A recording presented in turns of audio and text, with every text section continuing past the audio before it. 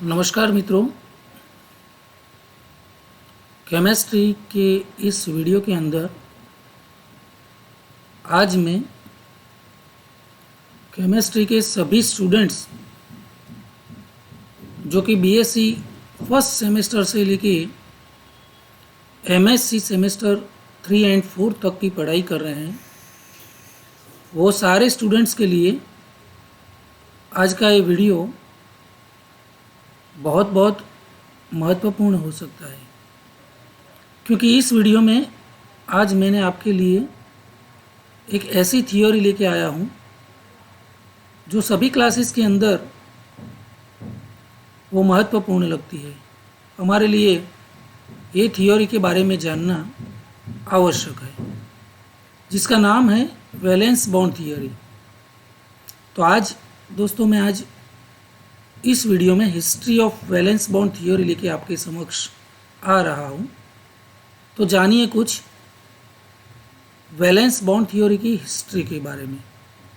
तो शुरू करते हैं history of valence bond theory.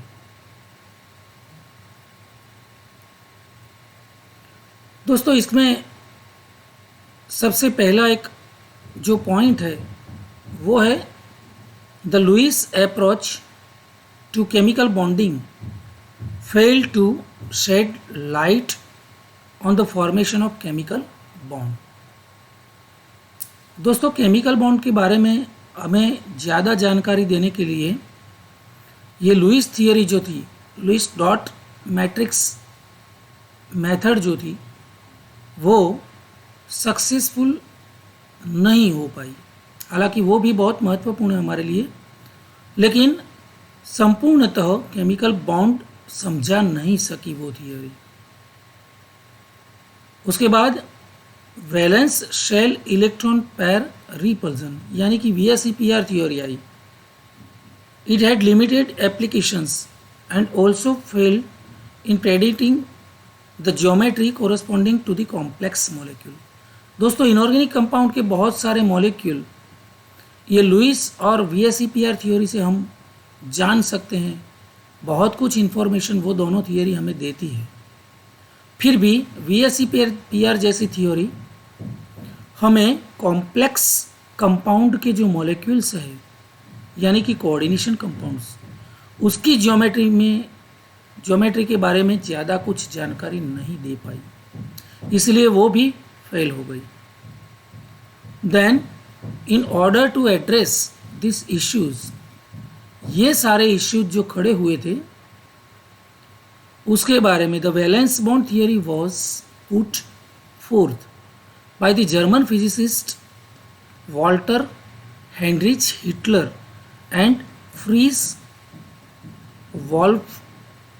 वॉल्फगैंग London. यानी कि German physicist Walter Heitler and Fritz London, ये दोनों ने मिलके एक बहुत अच्छी थियोरी केमिस्ट्री की दुनिया में प्रदान की है, जिसका नाम है वैलेंस बॉन्ड थियोरी। तो ये थियोरी हमें केमिकल बॉन्ड के बारे में बहुत कुछ बता सकती है। Then the Schrodinger wave equation was also used to explain the formation of a covalent bond between two hydrogen atoms। दोस्तों दो hydrogen atoms get together to form covalent bond, chemical bond. तो ये जो chemical bond between two hydrogen atoms है वो हमें थोड़ा कुछ श्रोडिंजर वेव इक्वेशन जो है वो हमें एक्सप्लेन कर सकता है।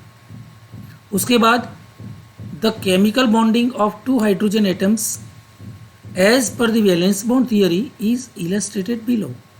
तो ये जो केमिकल बॉन्ड समझाने के लिए ये जो हिटलर एंड लंदन, ये दोनों ने हमें एक नई थियोरी केमिस्ट्री की दुनिया में रखी। ये थियोरी हमें हाइड्रोजन एटम में केमिकल बॉन्ड कैसे समझा सकती है।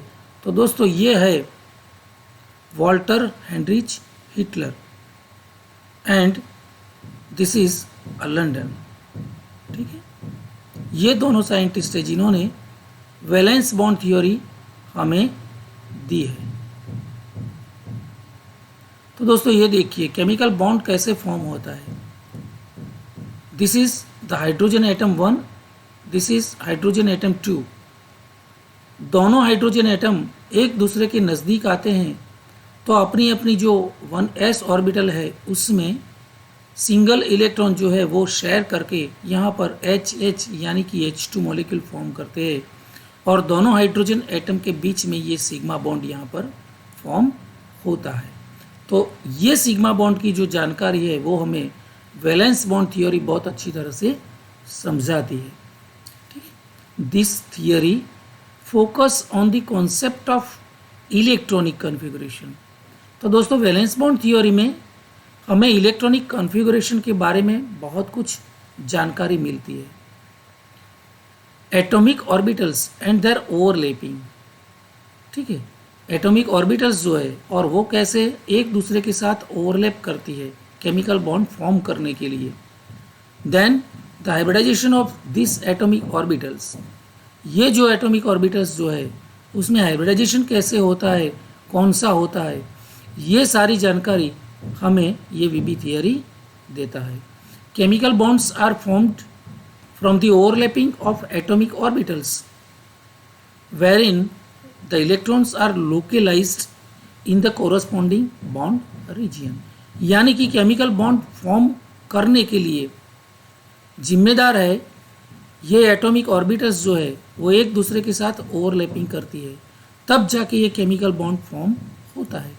और जो इलेक्ट्रॉन्स है वो दोनों electrons they are localized in the corresponding bond region. जहाँ पर बॉन्ड फॉर्म होता है उन दोनों के बीच में ये इलेक्ट्रॉन जो है वो आच्छादित होते हैं। ये रीजन दोनों के बीच वाला जो है यहाँ पर ज़्यादा इलेक्ट्रॉन लोकलाइज्ड होते हैं। उसके बाद वैलेंस बॉन्ड थियोरी में थोड़े कुछ मुद्दे आगे ले चलते हैं। The valence bond theory also goes on to explain the electronic structure of the molecule formed by this overlapping of atomic orbitals. ये एटॉमिक ऑर्बिटल्स जो है उसमें जो ओवरलैपिंग होता है यानी कि आच्छादन होता है एक दूसरे के साथ, तो उसके जरिए जो मॉलिक्यूल बनता है, atoms get together to form a molecule by overlapping of atomic orbitals. इस हिसाब से जो मॉलिक्यूल फॉर्म होता है ये मॉलिक्यूल का इलेक्ट्रॉनिक स्ट्रक्चर जो है, electronic configuration and electronic structures that can be explained by the valence bond theory. It also emphasizes that the nucleus of one atom in a molecule is attracted to the electrons of the other atoms। यानी कि वीबी theory के अनुसार हमें ये information बहुत अच्छी मिलती है कि जो मॉलिक्यूल फॉर्म होता है उस मॉलिक्यूल में